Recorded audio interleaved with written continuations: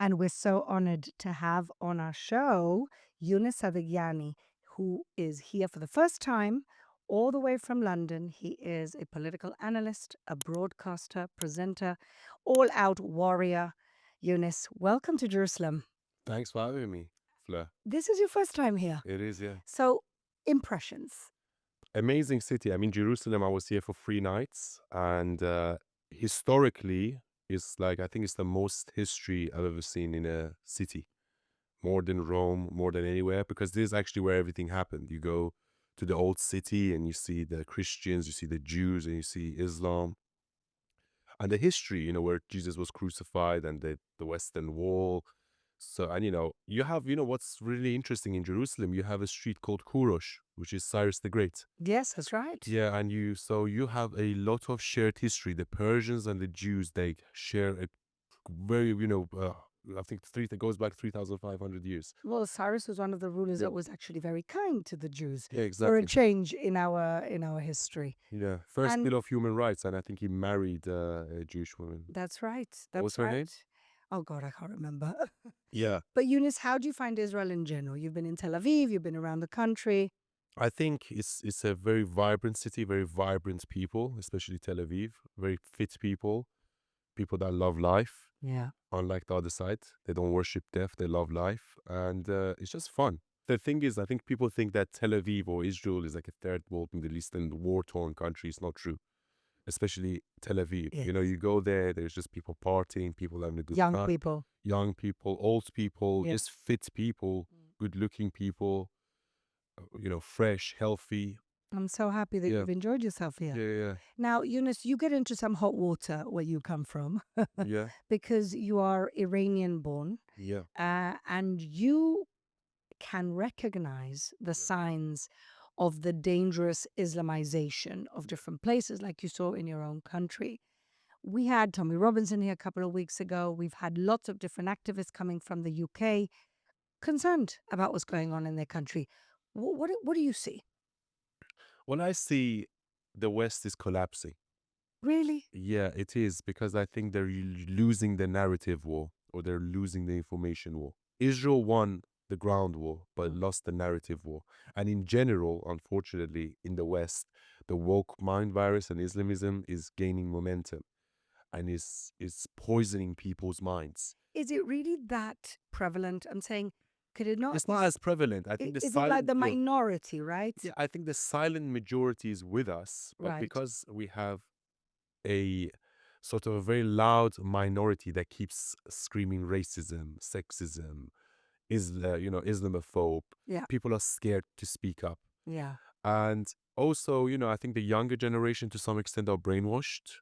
They're infected by the woke mind virus, Yes. and they think somehow criticizing things like Islam is Islamophobic, Yeah. or just any idea in general. Look, I'm pro-Israel. Okay, I'm very, very, very pro-Israel, but that doesn't mean they're squeaky clean either. Of course. I You mean, know, no country is, No right? country is. So you have to be able to criticize bad ideas. Of And course. unfortunately, we're losing that freedom of speech in our society, and it's leading to bad ideas like wokeism and Islamism. And I think what me and Tommy and you yourself what are doing, we need to win this information battle. Because in the next 5 to 10 years, we might have a civil war, and that's not an exaggeration. You see what's happening with Mamdani in New York. You're going to see New York going down and becoming Islamified very quickly, much quicker than you think. Same thing that's happened to London in the last 5 to 10 years on the Sadiq Khan. But at the end of the day, I'm optimist. I'm an optimist. What gives you optimism? I'm just an optimistic individual. And I also think that the momentum is with us. Now, Yes. why? Because Israel won the ground war, and also Trump is president, which is very, very important. People like Tommy, people like myself, and just in general, I think if you look at, if you saw it like maybe 2 or 3 years ago under Biden, I think the media was controlled mostly by the left, but the independent media now is controlled by the right.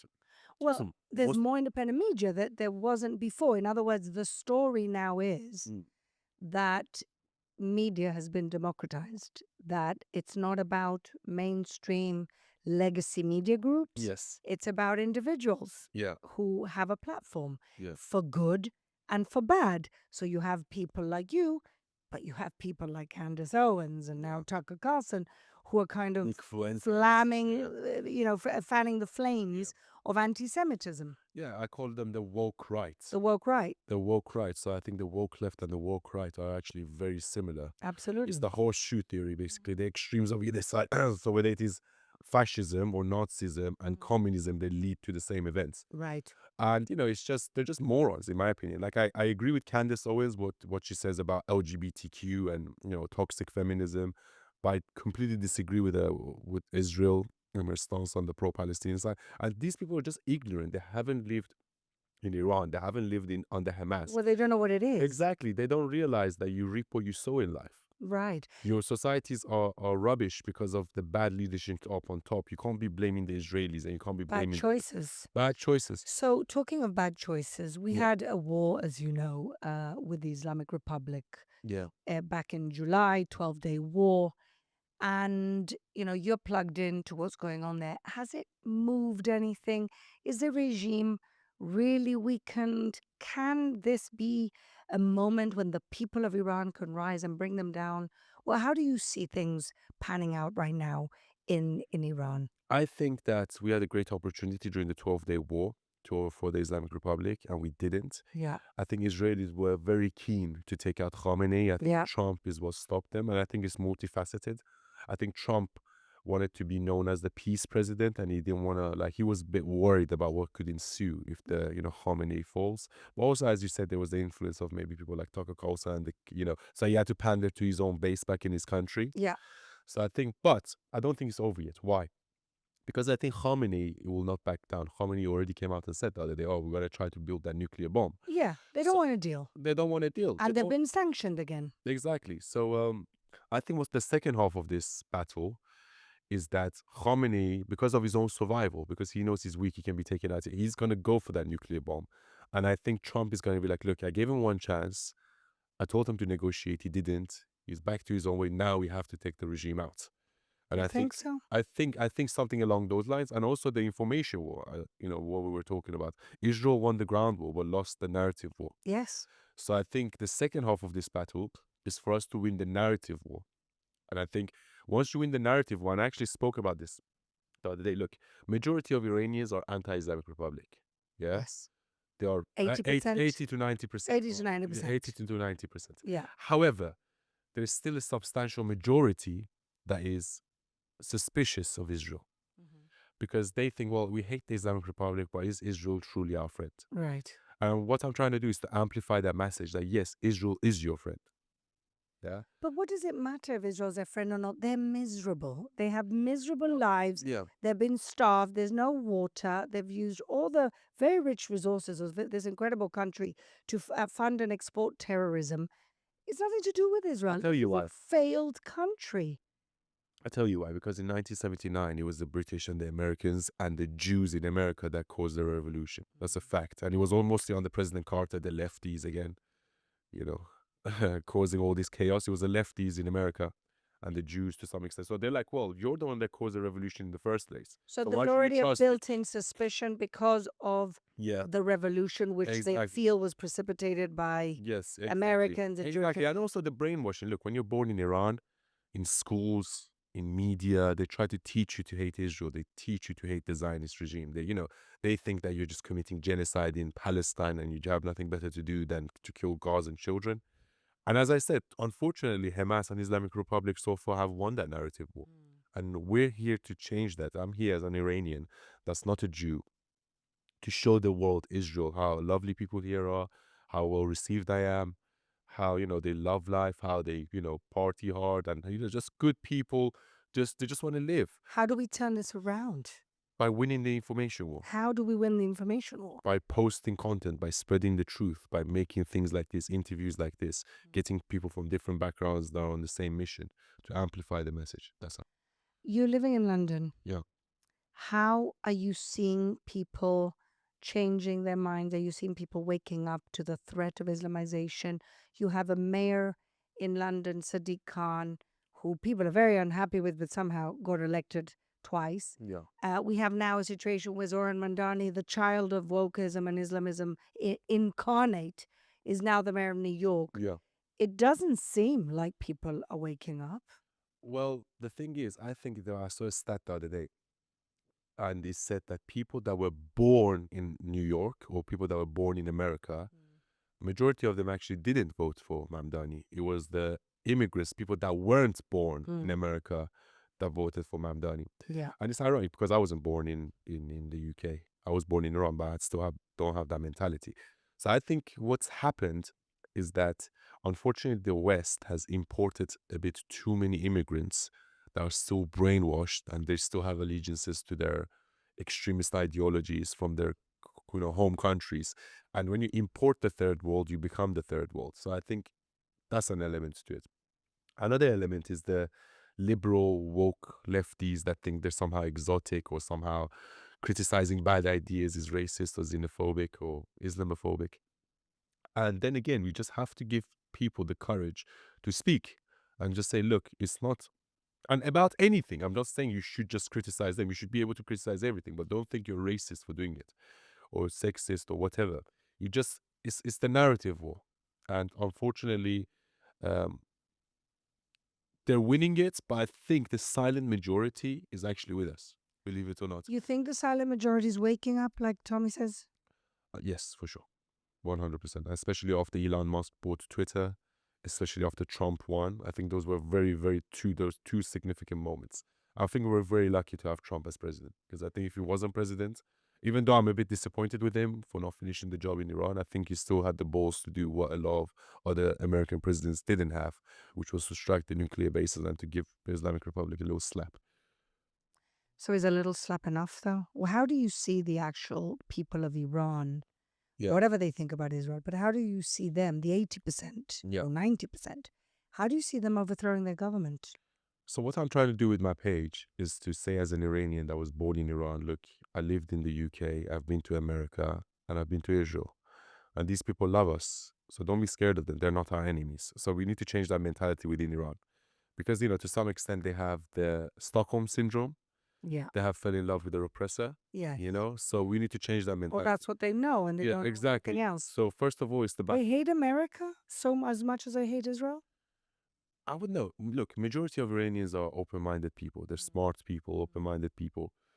But then again, still, if you look, and also another thing that people don't realize, like, oh, well, why didn't the Iranian people just rise up? Do you think it's that easy? Of course not. Like, there's no democracy in Iran. If you go on protest, you get shot in the head. They're shot. You just get shot straight up. And they did, and they shot people Thousands of until people. a few weeks And ago. if they don't manage to catch you, they find videos of you, then they come to your house, arrest you, then they'll go and hang you. Yeah. So, it's not as easy as you think. And also, if you're born in that environment, ever since you're in school, the government is involved in your life to try to control you. So it's not easy. What we have to do is to give them courage. Give them courage and also international support and also a strong opposition.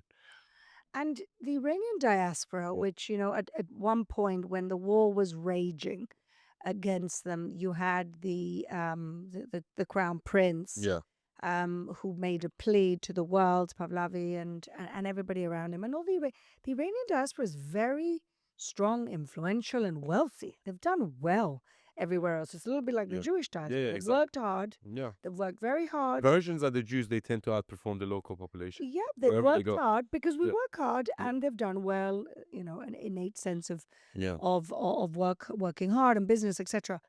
And I was just so disappointed after those 2 I was disappointed that we stopped. I think we should have, helped bring down the regime. I really was. But I understood that Israel couldn't do it alone without the United States being more involved. Yeah. Okay, so we managed to push them back, let's say 5 years or 7 years in their nuclear ambitions. I don't know. That's an estimate that they've said over here. Could be right, could be wrong. I just don't know what else needs to happen for the people. And I know it's difficult, and I know these people are under risk for their lives. But the woman life freedom movement seemed to have so much more momentum than anything that happened after this war. Yeah. Why? Well, okay, I have my own personal opinions on this, and this might piss a lot of people off. Look, I'm a big Shah Reza Pahlavi supporter. Okay, Yeah. I think he's a very educated man. He's a very nice man. Yeah. Very honest man. Mm-hmm. But I just think he lacks the boldness and the charisma to be a leader. I just don't think he's fiery enough. I don't think he's inspiring enough. I don't think he can get the people up. the way they should, even though I God. respect him and I love him. Yes, I You know, understand what you're saying. so I think he's just not strong enough fundamentally. I think we need a strong leader. He's a great peacetime leader. He's Yeah. not a wartime leader. We need a wartime leader. However, that being said, I think he's the only one we have at this moment in time, unless someone else decides to rise up. There's no opposition there in Iran that you say, oh, this could be the person. Look, I mean, a lot of people tell me, why don't you run? Why don't you do this? And I'm like, look, I'm a bit young for that. Or maybe I'll do it. I don't know. Who knows? But for now, I think Shah Sadr Pahlavi is a central figure that everyone can kind of rally around. Yes. So he needs a team of maybe 50 to 100 people like myself, but also like there's so many rich Persians and Yes, influential. absolutely. Get a team of a 50 to 100 people. So at least some of your weaknesses come across less. Like people like Patrick Bet David and, those. But he does say that he's not going to be a king forever. He just wants to be the transitional leader until Yeah. another democracy can be established in Iran. That's what he says. Yeah, but I think, look, this is the impression I get from him. It's almost as if because he's the son of the Shah, he's almost like forced in that position. Yeah. And I think like deep down he doesn't really want to do it, but Right. everyone pushing him to do Yeah, it. yeah, yeah. You know, like a little kid like on sports day just running in front of his Yeah, mom yeah, just to yeah. look good in front of his mom, but he's not like really into the sport. So that's the impression. Like, look, and this was like really amplified in when we went on Patrick Bet David. Patrick Bet David, like 2-3 years ago, asked him like 20 times, do you want to be the next leader? Do you want to be the next leader? A leader would say, yes, I would be the next leader. He was like, no, I would like to help. I would like to help. Like, kind of like giving it like a So you're saying you need to have that kind of fire. fire. belly. Exactly. I don't think he has it enough. He has, although like I agree with 99.9% of the things he says. I think he's very well educated man, very smart. I like his ideas A for the kind man. kind man, yeah. But you're saying you need somebody stronger. You need someone who like can rally Netanyahu. You troops. need someone like Trump. You know what I mean? You need like that kind of character. Wow. Yeah. That's incredible. I haven't heard that analysis before. Yeah. And in that world, you don't see anyone right now. Not right now, no. So how do you move forward? How do we move forward? As I said, first step is to win the information war, the social media war, the debate war, the idea war, because I think that's, if you do that, then you will make a change in people's consciousness.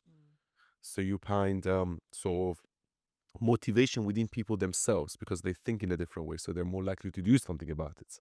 So you think that the distrust maybe in the legacy media can be used to the advantage of... I think people don't trust the mainstream media. I mean, both sides don't trust the mainstream media. I think, but however, on social media, I think we need to do a better job. I agree. And I don't think like Jewish people are very good at defending themselves. Well, You know, I just don't think we have the government of Israel, and I'm a big critic of this. We have never had a strategy because they've never actually seen the information war as a real war. yeah, I've been saying this for 2 years, but I've been saying this for 20 years as well. They've never really had a strategy. They've never really had a command structure, messaging, they're very deploying. good on the battlefield. They're not We're very very good at winning wars, but we're not very good at winning the information war. Maybe because we're too busy winning the actual war, but Yeah. it's no less of a war in so many ways. Israel can't find itself isolated. We're just too small. We can't afford it. Look, I think you've been losing the propaganda war for millennia, or Yeah, for centuries. So Netanyahu said recently. yeah, so unfortunately, you need allies like the Persians, people that I agree. defend you. Well, we've got the Persians and we've got the Christian evangelicals. These are the people who are standing up and saying the evil here is political Islam. Yeah. But also, I think it's not just about Jews. I think Jews always get the wrong end of the stick. But it's the woke mind virus, this unholy marriage of wokeism and Islamism. And Jews tend to be the victim of that, usually, because they're successful. So the wokes hate them because they're usually rich and successful. And they're like, oh, let's do socialism, like Mamdani. Socialism, blah, blah, blah. And Islamism, which is has been the enemy of Jews forever. So we need to defeat these two ideas. Defeat these two ideas in the battlefront of ideas. Yeah, battlefront of ideas. And then from then on, once you do that, then we need to have a strategic military, because look, Khamenei said he's going to build the bomb. They're already in the works to build the bomb. So I think, honestly, we have a 2-year period to do So you this. don't think we pushed it back 5 years? You think we may have pushed it back? No, you pushed it back. But then if the Islamic Republic is to be overthrown, I think it needs to happen under Donald Trump. Well, because I think the next how long have we got? 3.5 years 2 to 3 years, I think Yeah. something needs to happen in the next 2 to 3 years. And I think Khamenei is an old man, is a dime. Look, this is like, I can give you two different scenarios that could happen, right? Okay. Khamenei is old, Hmm. so he's going to die soon. How So, old is he? like 84 or 86. That's what they kept saying about Mahmoud Abbas. He's 88, smokes 2 packs a day, Yeah. and he's Yeah. not going anywhere. Yeah, well, but then I think once he dies, then Then what happens? the younger generation within the Islamic Republic can make like, some reforms and make them more modern. They're Which I less don't, radical? The which I people don't under believe him? in. I don't believe that. No, I don't believe that either. I don't think there's any reform in the Islamic Republic, so I don't want that at all. Actually, Yeah. I want is for Khamenei, because that old man is a dying man. He's a delusional man. Delusional. And he's probably surrounded by people who tell him exactly what he wants Yeah, to yeah, hear exactly. rather than the truth. Exactly. Like So I Hitler. think he will try to go for it because he literally got a slap, like a big slap in front of the whole world. His, proxies are gone, Hamas, Hezbollah, Houthis. He lost the 12-day war and he lost it badly. He had Yeah. all his IRGC members taken out. Yeah. So, he got embarrassed on the world stage. So I think he's looking for revenge. Really? So I think he's going to try to build that bomb. And I think when that happens, Israel's going to say to the world, look, they're building a bomb. Trump, let's do something about this.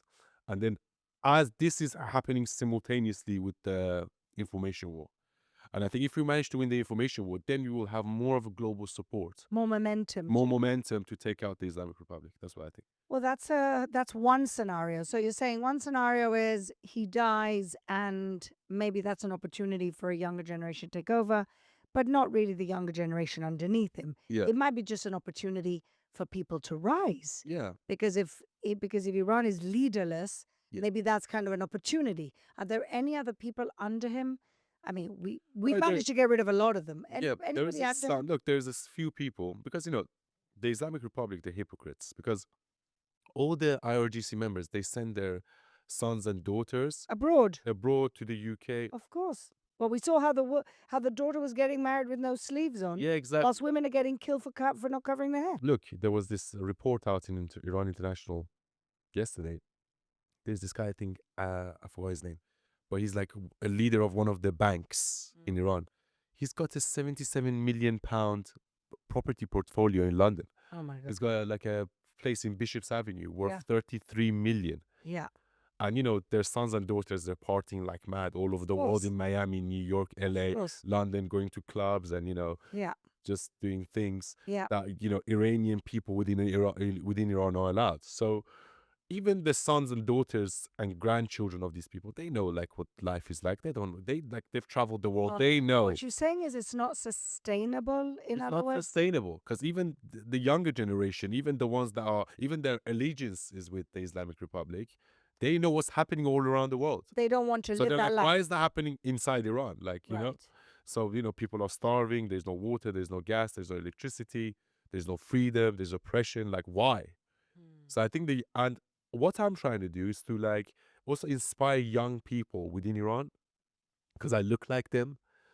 And I'm trying to tell them it's like the future can be much brighter for us if we get rid of the Islamic Republic. Absolutely. It's a rich country of resources. Yeah, very And they've been depleted because of their terror ambitions. exactly. It's such a shame. No, for sure. I think Iran could have been Dubai times 1,000. Of course. It's Even way bigger. It's got many resources. better weather, And it's also got a lot of human capital, talent. human capital, talent, culture. It's really such a sad reality that the world doesn't see that and say, oh, we don't want. I mean, the Islamic Republic of Iran should be a cautionary tale Yeah. of Islamism. And instead, people are kind of thinking, oh, this might be a good idea. Yeah. No, I mean, that's what happens when evil takes hold. And that's what happens. So this is also a cautionary tale for the West. If you allow evil to take hold, don't think it can't happen to you. Of Don't course. think what happened in Iran can happen to you. So don't think it can't happen to you. I mean, who would have thought that it would have happened in Iran? Yeah. I mean, in the 60s and 70s. Yeah. I mean, it was the coolest place to go. Like 60s and 70s, Tehran was like, I think Tehran was the second most visited city in the world in 1975 after Paris. How sad. Outside. So people used to go there and like, that was the place to go. So, Younes, you're busy trying to get the message out. You work in the UK trying to do it there. Do people in the UK that you speak to, apart from the Iranian community there, the regular English people, or even peace loving Muslims, are they listening? Are they receptive to your I message? am. I think they are. I think they are. I think I mostly get a lot of love, even though I get some haters from time to time. Of course. Minority of people that are brainwashed by this whole pro-Palestine propaganda and also Islamism and stuff. But then that's the battle you have to take on. But I think overall, it's a net positive. Overall, I'm an optimist. I think people know, even if they don't say it, because they don't want to get into an argument. They don't want to be like that guy. You know, they don't like to put their head above the parapet. I agree with you. So I think the silent majority is on our side. So we should be optimistic. Well, I hope to take your optimism. Yeah. First of all, I'm very happy that you came to Thank see for yourself what Israel is like, to see for yourself that all the things that they say about us are lies and slander, Yeah. to see a vibrant country of people who want to live, who get dragged into defensive wars that we never start. And we don't really want to be in this position, but we have to fight for our survival. So I'm glad you came here and got to see that. And I'm really happy that there are people like you, young leaders of Iranians in exile, Mm. who are willing to step out and step up and try and change the reality, not just for the country that you are now living in, but for the country that you came from. Yeah. I think we live in one world. So I see the West going down rapidly, especially with leaders like Keir Starmer and Sadiq Khan. I can see New York going down. But we have like some, sparks of light, like Trump. We have the guy from Poland. We have leaders. We have Netanyahu. Yes. And overall, I think if we manage to make a team of these competent people, I think the advantage is with us. I pray that you're right. Younes, thank you for being in Israel and thank you for coming on the show. Thanks for having me. It's been a joy.